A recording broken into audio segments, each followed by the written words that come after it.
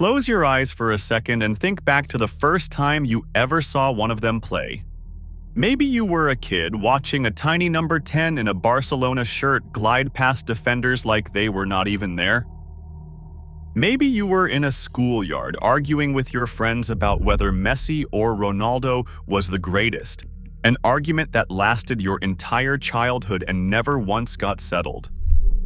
Whoever it was for you, here is the truth most of us never stop to think about. These players have been there for your whole life. You grew up, left school, maybe started a family of your own, and through all of it, every single summer, the tournaments came back around and they were still there. Still scoring, still giving an entire generation something to believe in. And this summer, all of that comes to an end. Lionel Messi, Cristiano Ronaldo, Neymar, Harry Kane. 4 of the greatest who have ever lived, saying goodbye on the same stage at the same time. Because the 2026 World Cup, the biggest the tournament has ever been, is almost certainly the last one for all of them. One final dance under the brightest lights of all. It is shaping up to be the most emotional World Cup ever played. In this video, we are going to walk through each of these 4 legends, where each man stands right now as the group stage unfolds, what this World Cup truly means for him, and why, when that final whistle blows in New York in July, football is going to feel a little bit colder, a little bit emptier than it did before. And the most heartbreaking story of them all belongs to a man whose greatest opponent is not a defender or a rival or even the clock. It is his own body. Let us start with him. Neymar. For years, Neymar was spoken about in the same breath as Messi and Ronaldo. The third name, the heir apparent, the most naturally gifted footballer Brazil had produced in a generation. A player who could do things with a ball that seemed to defy physics. He won a treble at Barcelona, playing alongside Messi himself. He became the most expensive footballer in the history of the sport when Paris Saint-Germain paid an eye-watering fortune to take him to France. And he passed the great Pelé to become his country's all-time leading scorer, finishing with 79 goals for the Selecao, a number that once seemed untouchable. But if you have followed Neymar's World Cup story, you know it has always been haunted by what might have been. Across 3 World Cups with 8 goals and 4 assists to his name, he has never once reached a final, never gotten his hands on the one prize that defines a Brazilian footballer's entire life. Go back to 2014. Brazil hosting the World Cup. An entire nation expecting their golden boy to deliver the trophy on home soil. And for a while, he was carrying them, scoring, dragging the whole team forward on his shoulders. Then, in the quarterfinal against Colombia, a knee smashed into his back and fractured a bone in his spine. His tournament was over in a single agonizing instant. And without him, Brazil walked into the semi-final and suffered the most humiliating night in their entire history, beaten 7-1 by Germany, in front of their own heartbroken people. Neymar could only watch from a hospital bed. The dream died, and he was not even on the pitch to fight for it. 2 years later, on that same home soil, he got a sliver of redemption, scoring the winning penalty to hand Brazil their first ever Olympic gold medal. But the big one, the World Cup, kept slipping through his fingers. And then came the injuries. So many injuries. The lowest point of them all arrived in October of 2023, when Neymar tore the ligaments in his knee during a qualifier against Uruguay. He was carried off the pitch in tears, on a stretcher, and for a long time many people quietly assumed they had just watched the end of his international career. He did not pull on a Brazil shirt again for around 700 days. 700. An eternity in the life of any athlete. So when Brazil announced their squad for this World Cup, his inclusion was not a certainty. It was a debate. And when his name was finally read out, the loudest cheer of the entire announcement belonged to him. A whole nation holding its breath, daring to dream that their fallen hero might rise one more time. The coach who picked him made one thing clear. He was not bringing Neymar along as a sentimental passenger. He was bringing him because he believed the man could still decide a match in a single moment. But football has not been kind to him. Just weeks before the tournament, Neymar picked up a calf injury playing for his club. And so the great comeback has not gone the way anyone hoped. He missed Brazil's opening draw against Morocco. He missed the win over Haiti. As the group stage rolls on, the most painful reality of all is starting to set in. At what is almost certainly his final World Cup, Neymar has not yet kicked a single ball. He has watched it all from the sidelines, nursing his body while his team carries on without him. The plan, we are told, is to protect him, to hold him back for the knockout rounds. For the moment, Brazil's quest for a sixth world title reaches its climax. And that is the cruelty hanging over Neymar's tournament. The very real possibility that the most gifted Brazilian of his generation could see his last World Cup pass by with barely a moment on the pitch. A farewell that never quite gets to happen. If you want to understand why his fans ache for him, you only have to remember 2022. In the quarterfinal against Croatia, Neymar scored a goal of pure genius in extra time.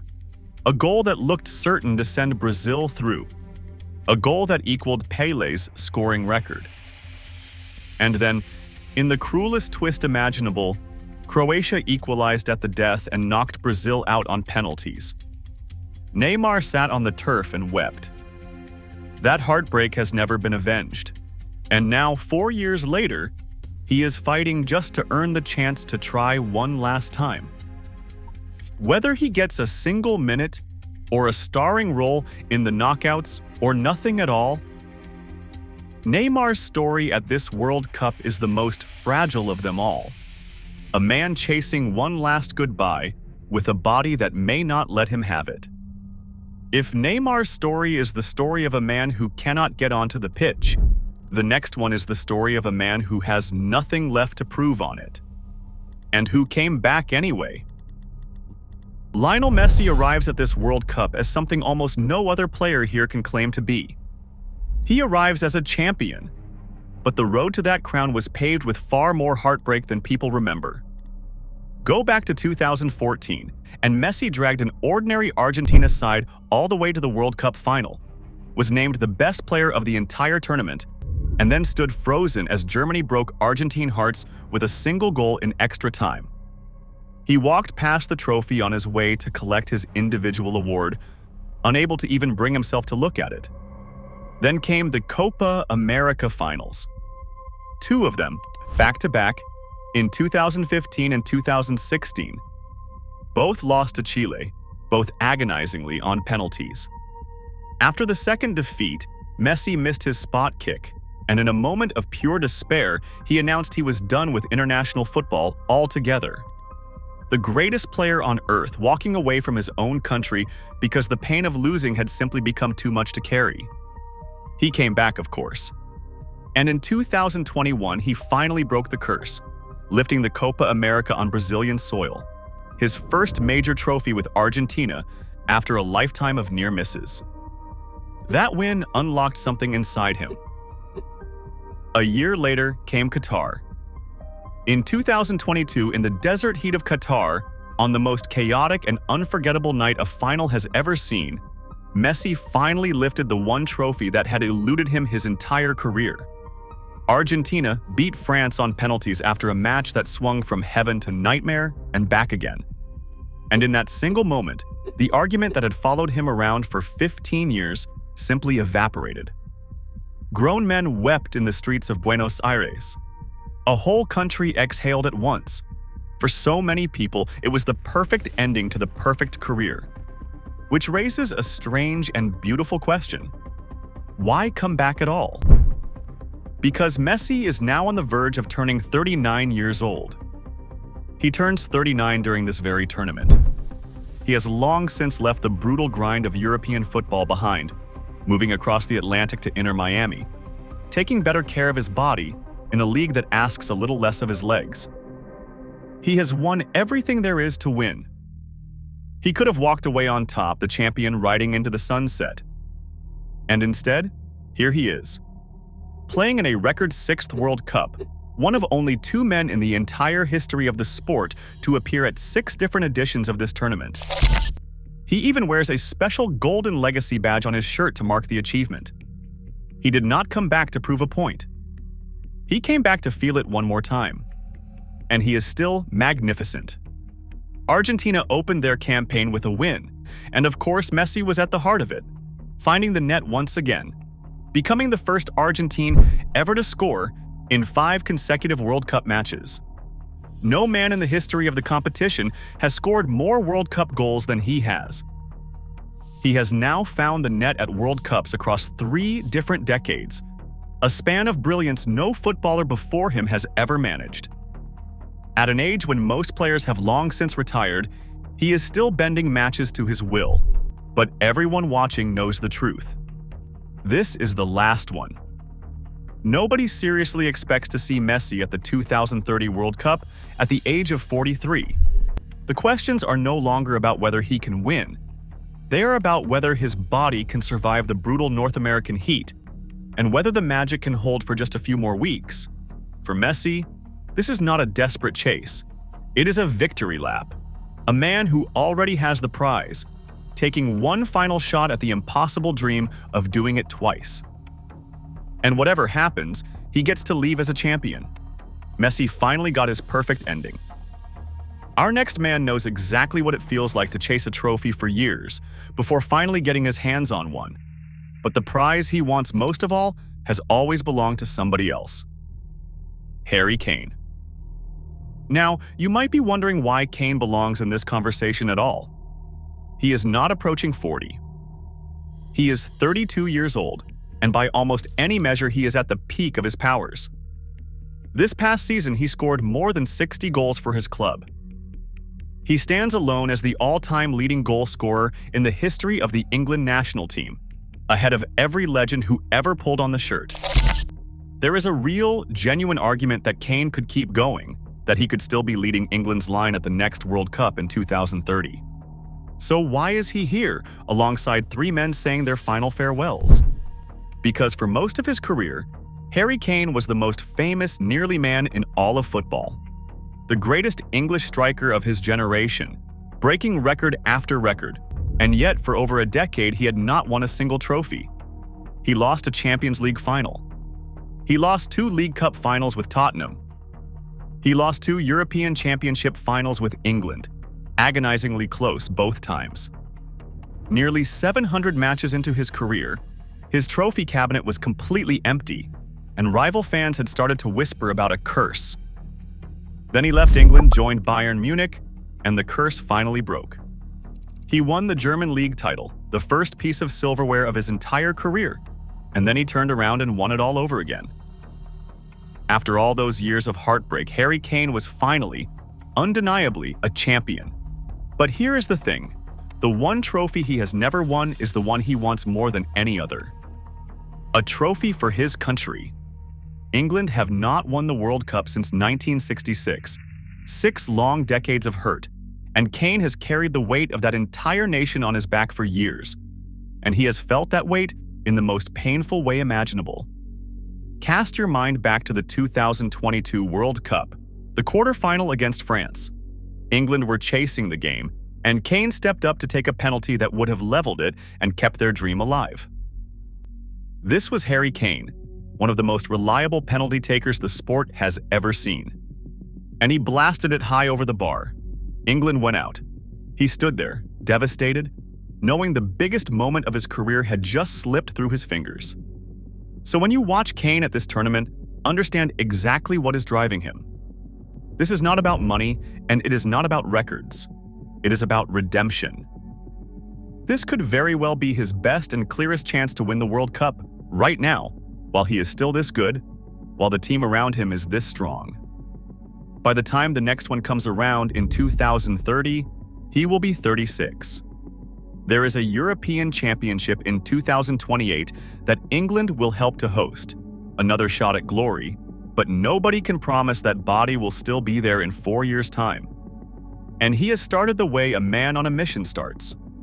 England announced themselves with a thrilling 4-2 victory over Croatia, and Kane was at the very center of it, finding the net once again. He now has 10 World Cup goals to his name, level with the great Gary Lineker as the most by any Englishman in the history of the tournament. He became just the second England player ever to score at 3 different World Cups, joining David Beckham in that exclusive club. To lift this trophy now, after everything, after the empty years and the lost finals and that penalty against France, would not just complete his own story. It would end the longest, most painful wait in English football history. That is the prize sitting in front of him. That is what is on the line. If Kane is chasing a trophy his nation has waited 60 years for, our final legend is chasing one that has haunted him personally for 20. He has won almost everything the game can possibly offer a footballer. Almost. Cristiano Ronaldo's last dance is about the one thing he could never win. At 41 years of age, Ronaldo is the oldest outfield player to ever start a World Cup match. Let that sink in for a moment. 41. An age at which footballers are not supposed to exist on this stage, let alone lead the line for a genuine contender. And yet here he is, in Saudi Arabia, still scoring goals by the bucket load for his club, still refusing to so much as whisper the word retirement, still bending the entire Portugal national team around his presence the way he has for 2 full decades. He has been appearing at World Cups since 2006, back when many of his own teammates in this squad were still small children. And he has won almost everything there is to win. League titles and Champions League trophies across 3 different countries. He even led Portugal to the very summit of European football, winning the Euros in 2016. Though in a cruel twist, he was carried off injured early in that final and had to watch the triumph unfold from the touchline. He has more international goals and more international caps than any man who has ever lived. And still, the one prize that sits above all the others, the World Cup, has always stayed just beyond his reach. It gets even more brutal than that. In 6 World Cups, across 2 full decades of trying, Ronaldo has never once scored a goal in the knockout rounds, not a single one. The biggest stage, the moments that decide everything, and the man who has scored more than almost anyone in history has gone silent every single time it mattered most. And his last World Cup ended in heartbreak you could see written all over his face. In 2022, Ronaldo was dropped to the bench by his own coach for the knockout games, forced to watch as a younger Portugal took the field without him. When they were knocked out by Morocco, he walked off the pitch in floods of tears, straight down the tunnel, seemingly certain that his World Cup dream was over for good. That was supposed to be the end of the story. Except it was not. He fought his way back, he kept scoring, kept believing, kept refusing to go quietly.